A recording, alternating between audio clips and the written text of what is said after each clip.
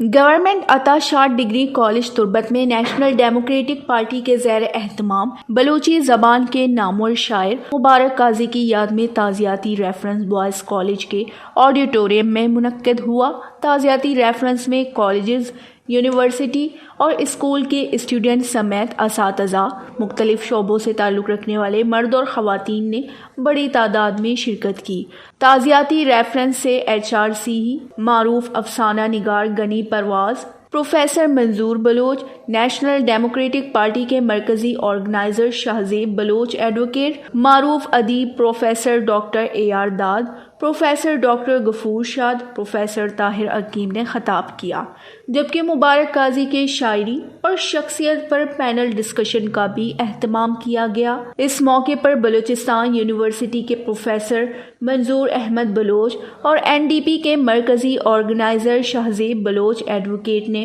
وش news سے گفتگو کرتے ہوئے مبارک قاضی کے حوالے بتایا کہ بلوچ کجام کی ذہنی غلامی بوتا، ذہنی غلامی آئر کشک یاتر آئے وتی شاعری کجام کی مجموعہ سے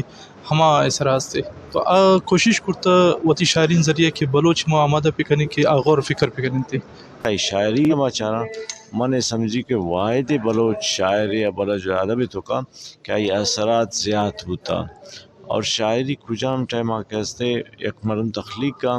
اور ان تخلیق کے رندہ افو کی شکل جوڑ بھی، اور اہم مردوں میں دفعہ کہتے یہ بعض مزہ نے کامیابی، جبکہ پروگرام کے دوسرے حصے میں مشاعرہ کا اہتمام بھی کیا گیا جس میں شعراء نے اشعار پڑھے۔ وش نیوز تربت بلوچستان۔